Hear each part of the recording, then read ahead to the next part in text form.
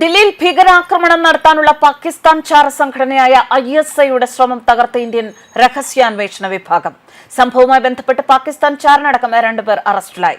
നേപ്പാൾ സ്വദേശി അൻസുറുൽ മിയ അൻസാരി, റാഞ്ചി സ്വദേശി അഖ്ലഖ് അസം എന്നിവരാണ് അറസ്റ്റിലായത്. ഇവർക്ക് സഹായങ്ങൾ ചെയ്തു കൊടുത്തത് ഇന്ത്യയിലുള്ള പാകിസ്ഥാൻ ചാരന്മാർ. കഴിഞ്ഞ 3 മാസമായി നടക്കുന്ന അന്വേഷണങ്ങൾ സംബന്ധിച്ച വിശദാംശങ്ങളാണ് ഇപ്പോൾ പുറത്തു വന്നിരിക്കുന്നത്. അറസ്റ്റിലായവർക്കെതിരായ കുറ്റപത്രം ദില്ലിയിലെ കോടതിയിൽ സമർപ്പിച്ചിട്ടുണ്ട്. ജനുവരിയിൽ ഇന്ത്യയിൽ രഹസ്യാന്വേഷണ ഏജൻസികൾക്ക് വിവരങ്ങൾ ലഭിച്ചിരുന്നു. ഇതേ തുടർന്നാണ് അന്വേഷണം ആരംഭിച്ചത്. ഇന്ത്യയുമായി ബന്ധപ്പെട്ട തന്ത്രപ്രധാനമായ ചില രേഖകൾ, ചിത്രങ്ങൾ തുടങ്ങിയവ ശേഖരിക്കുന്നതിന് നേപ്പാൾ സ്വദേശി ഇന്ത്യയിൽ എത്തി എന്നാണ് ലഭിച്ച രഹസ്യ വിവരം. ഇതനുസരിച്ച് അന്വേഷണം നടത്തിയതിനൊടുവിലാണ് 2 പേർ അറസ്റ്റിലായത്.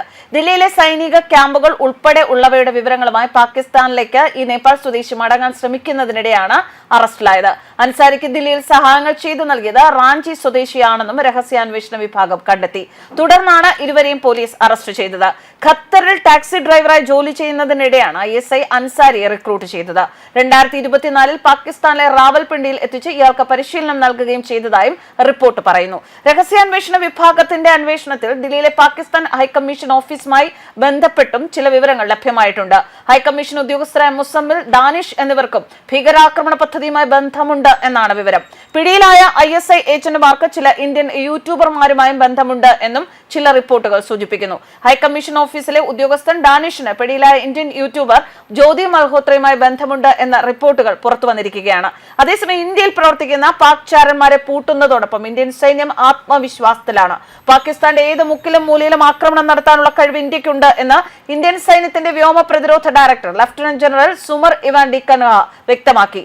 പാകിസ്ഥാൻ മുഴുവൻ ഇന്ത്യയുടെ ആക്രമണ പരിധിയിലാണ്. ഇന്ത്യക്കകത്ത് എവിടെ നിന്ന് വേണമെങ്കിലും ആക്രമിക്കാൻ കഴിയുന്ന സാഹചര്യവും സംവിധാനവും സൈന്യത്തിനുണ്ടെന്നും അദ്ദേഹം പറഞ്ഞു. പാകിസ്ഥാന്റെ സൈനിക ഹെഡ്ക്വാർട്ടേഴ്സ് ഇനി എങ്ങോട്ട് മാറ്റിയിട്ടും കാര്യമില്ല. വലിയ തുരങ്കമോ മറ്റോ ഉണ്ടാക്കേണ്ടി വരും. അതല്ലാതെ പാകിസ്ഥാന്റെ ഏത് മുക്കിലും മൂലയിലും എത്താൻ കഴിയുന്ന ആയുധങ്ങൾ ഇന്ത്യക്കുണ്ട് എന്നും അദ്ദേഹം വ്യക്തമാക്കി. പാക് ഭീകര കേന്ദ്രങ്ങൾ ആക്രമിക്കുന്നതിന് മുൻപ് ഡ്രോണുകളെ നേരിടുന്നതിനു വേണ്ടി ഇന്ത്യൻ സൈന്യം ശക്തമായ പരീക്ഷണങ്ങൾ ദിവസങ്ങൾക്ക് മുൻപ് നടത്തിയിരുന്നതായും അദ്ദേഹം പറഞ്ഞു. റഡാർ സിസ്റ്റത്തെ കബളിപ്പിക്കാനും തകരാറിലാക്കാനുമാണ് ആദ്യം പാകിസ്ഥാൻ ശ്രമിച്ചത്. എന്നാൽ അതെല്ലാം ഇന്ത്യക്ക് നേരിടാൻ സാധിച്ചു. വ്യത്യസ്തമായ രീതിയിൽ വിന്യസിച്ച ഇന്ത്യൻ വ്യോമ പ്രതിരോധ സംവിധാനത്തെ കബളിപ്പിക്കാൻ പാകിസ്ഥാന് കഴിഞ്ഞില്ലെന്നും അദ്ദേഹം ചൂണ്ടിക്കാട്ടി. News desk കർമാൻസ്.